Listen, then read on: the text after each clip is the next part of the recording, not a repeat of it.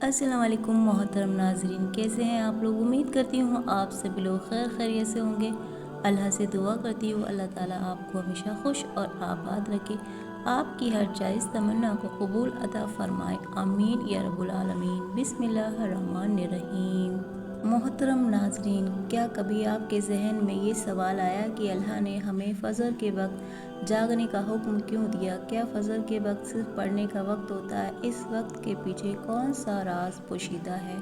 वो राज क्या है? इस राज को जानने के लिए ज़रूरी है कि हम पहले नमाज के बारे में जानें, जो हम पर दिन में 5 मरतबा फ़र्ज़ की गई है। और ये 5 नमाज किस तरह फ़र्ज़ हुई, इसके पीछे भी एक शानदार वजह है, जिसका मुजाहिरा सफ़र मेराज में उस वक्त हुआ जब हज़रत मोहम्मद सल्लल्लाहु अलैहि वसल्लम अल्लाह ताला से मुलाकात के वक्त इंतहाई मुख्तसर हिस्से में 7वें आसमान से भी आगे तशरीफ़ ले गए थे। उस रात अल्लाह ताला ने एक ख़ास पर्स मंज़र में अपने हबीब सल्लल्लाहु अलैहि वसल्लम को आसमान पर बुलाया और अपने खुसूसी इनामात से नवाजा। इस मुबारक सफ़र में अल्लाह ताला ने अपने कुर्ब ख़ास से नवाजा, अबिया किराम से मुलाकातें करवाईं, जन्नत और जहन्नम का मुशाहिदा करवाया गया और नेकियों का अजर सवाब, अज़म व अज़ाब का नज़ारा करवाया। इस अजीम सफ़र में बहुत से इनामात से नवाजा गया, जिनमें से एक ख़ास इनाम उम्मत के लिए नमाज का तोहफ़ा भी है और क़यामत तक के लिए इंसानों को अपने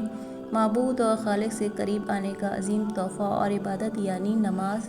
इसी सफ़र में अता की गई मेराज की रात जब आप सल्लल्लाहु अलैहि वसल्लम को अल्लाह पाक ने 50 नमाज का हुक्म दिया, तो हज़रत मूसा अलैहिस्सलाम के कहने पर आपने अल्लाह ताला से 50 नमाज में नरमी की दरख्वास्त की। और ऐसा कई बार हुआ, यहाँ तक कि अल्लाह ताला ने उम्मत मोहम्मद सल्लल्लाहु अलैहि वसल्लम के लिए दिन में 5 नमाज का हुक्म दिया, जिसके बाद भी हज़रत मूसा अलैहिस्सलाम ने आप सल्लल्लाहु अलैहि वसल्लम को 5 नमाज में कमी के लिए अल्लाह ताला के पास एक बार फिर जाने का मशवरा दिया। लेकिन तब तक सल्लल्लाहु अलैहि वसल्लम फरमाए कि मैंने अपने रब से कई मरतबा दरख्वास्त कर ली है, यहाँ तक कि अब मुझे हया आ गई है और अब मैं राज़ी हूँ और इसके हुस्न को हर तरह से तस्लीम करता हूँ। हर नमाज पढ़ना ज़रूरी है और यकीनन आपके लिए भी नमाज में सबसे ज़्यादा मुश्किल नमाज फ़ज्र की नमाज होगी, जिसमें नींद का ग़लबा इस कदर होता है कि इंसान मुश्किल उठ पाता है। लेकिन दिन के इस ख़ास हिस्से में जो राज छुपा हुआ है, उसे जब आप जानेंगे तो यकीन करें कि आप फ़ज्र की नमाज कभी छोड़ना नहीं चाहेंगे। यहाँ नमाज फ़ज्र के कुछ फ़ज़ाइल समात फरमाए। 5 नमाज में सबसे अहम नमाज फ़ज्र की है। इसकी अहमियत का अंदाज़ा इस बात से लगाएं कि अल्लाह ताला फ़ज्र के वक्त किसी कसम उठाता है और फरमाता है कि कसम है फ़ज्र की और 10 रातों की और ज़ुफ़ की और ताक की और रात की जब वो चलने लगे, यकीनन इसमें अक्लमंद के लिए बड़ी कसम है। हज़रत आयशा सिद्दीक़ा रज़ियल्लाहु ताला अन्हा से रिवायत है कि हुज़ूर सल्लल्लाहु अलैहि वसल्लम इरशाद फरमाते हैं कि फ़ज्र की 2 रकात दुनिया और इस दुनिया भर में जो कुछ है उन सब से बेहतर है। याद रखी, फ़ज्र की व जमात नमाज एक मुसलमान की सदाकत और उसका ईमान परखने की कसौटी है। अब्दुल्ला बिन उमर रज़ी अल्लाह ताला अन्हा फरमाते हैं, हम अगर फ़ज्र और इशा की नमाज में किसी आदमी को ना पाते तो उसके बारे में अच्छा गुमान नहीं रखते थे। फ़ज्र की नमाज जहन्नम से हिजाब है। हज़रत मोहम्मद सल्लल्लाहु अलैहि वसल्लम ने फरमाया, जो शख्स सूरज निकलने से पहले और सूरज डूबने से पहले की नमाज यानी फ़ज्र और असर पढ़ता है, वो हरगिज़ जहन्नम की आग में दाखिल नहीं होगा।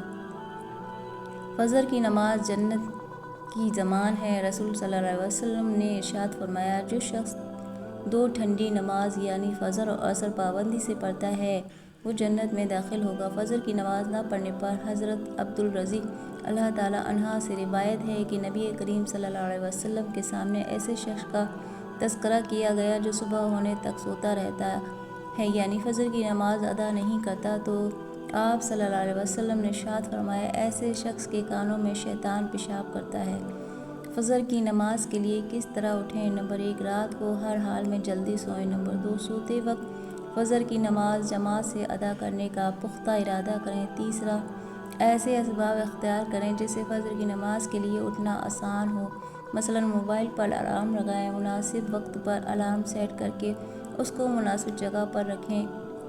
अगर इन उमूर की रियायत करके सोएंगे तो इंशाअल्लाह فجر کی نماز جماعت کے ساتھ ادا کرنا آسان ہوگا۔ پھر بھی اگر کسی دن اتفاق سے بیدار ہونے میں تاخیر ہو جائے تو جس وقت بھی آنکھ کھلے سب سے پہلے نماز ادا کریں۔ انشاءاللہ تاخیر کا کوئی گناہ نہیں ہوگا، لیکن اس کو معلوم بنانا گناہ ہے جو کسی بھی طرح جائز نہیں ہے۔ دنیا میں کئی لوگ ہیں جنہیں بے خوابی کی شکایت ہوتی ہے، جس میں وہ ساری رات سو نہیں پاتے اور پورا دن کام کاج کر کے جب رات کو بھی سو نہیں سکتے تب کئی طرح کی دماغی اور جسمانی بیماریاں جنم لیتی ہیں، اور اس بیماری کا شکار آج دوسرا تیسرا شخص ہو رہا ہے، جس کی بڑی وجہ اللہ تعالیٰ کی احکامات کو پیچھے چھوڑ کر دنیا کی رنگینیوں کے پیچھے بھاگنا ہے۔ ساری رات جاگنے کے بعد فجر کے قریب کچھ دیر نیند آ جاتی ہے، لیکن وہ نیند جسم کو پرسکون نہیں رکھتی، جس کی وجہ سے اکثر لوگ جاگتے ہیں اور ہر قسم کی دوائیوں کے استعمال کے باوجود جب سو نہیں پاتے تو وہ اللہ تعالیٰ سے یہ سوال ضرور کرتے ہوں گے کہ اللہ مجھے نیند کیوں نہیں آتی؟ آخر کیا وجہ ہے؟ بہت کم لوگ ہوتے ہیں جو اس کیفیت میں اپنے اندر پیدا ہونے والی اس آواز کو سن پاتے ہیں جس میں ان سے کہا جاتا ہے کہ بستر سے نکلو، نماز پڑھو، اللہ تعالیٰ کا ذکر کرو اور یقین کرو۔ جو لوگ اس آواز کو سن پاتے ہیں اور اس پر عمل کرتے ہیں انہیں تا حیات کبھی بھی بے خوابی کی شکایت نہیں ہوگی۔ حدیث میں ہے، آپ صلی اللہ علیہ وسلم نے فرمایا کہ رات اور دن میں فرشتوں کی ڈیوٹی بدلتی رہتی ہے اور فجر اور عصر کی نماز میں ڈیوٹی پر آنے والے رخصت پانے والے کی انتظام ہوتا ہے۔ پھر تمہارے پاس رہنے والے فرشتے جب اوپر چڑھتے ہیں تو اللہ تعالیٰ پوچھتا ہے، حالانکہ وہ بہت زیادہ اپنے بندوں کے بارے میں جانتا ہے، پھر بھی اللہ فرشتوں سے پوچھتا ہے کہ میرے بندوں کو تم نے کس حال میں چھوڑا؟ تو وہ جواب دیتے کہ ہم نے جب ان کو چھوڑا تو وہ فجر کی نماز پڑھ رہے تھے، اور جب ہم ان کے پاس گئے تب بھی وہ عصر کی نماز پڑھ رہے تھے۔ فجر اور عصر کی نماز کے اوقات سونے سے منع کرنے کے پیچھے بھی ایک بڑی وجہ ہے، اور وہ یہ ہے کہ سائنس کہتی ہے کہ صبح سورج طلوع ہوتے وقت اور شام کو غروب ہونے سے پہلے سونا نہیں چاہیے۔ اس وقت آکسیجن کی مقدار زیادہ ہوتی ہے، جس وقت ماحول تازہ ہوتا ہے، اور یہ آکسیجن آپ کو دن بھر فٹ رکھنے کے لیے نہایت ضروری ہوتی ہے۔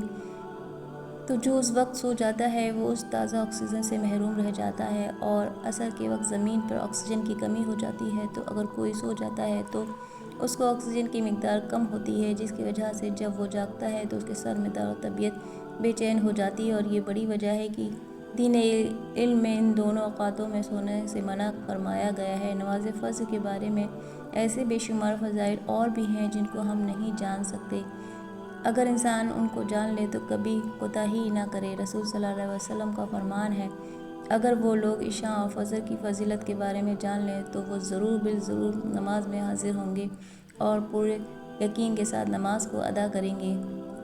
ان کو خود کو گھسیٹتے ہوئے آنا کیوں نہ پڑے۔ جب آپ خود اندازہ کیجیے، ایک طرف ان دونوں نماز کی اتنی فضیلت اور اہمیت ہے اور دوسری طرف ان کی ادائیگی میں کتنی سستی اور لاپرواہی بتائی جا رہی ہے، تو اللہ تعالیٰ سب کو 5 وقت کی نماز پڑھنے کی توفیق عطا فرمائے، آمین یا رب العالمین۔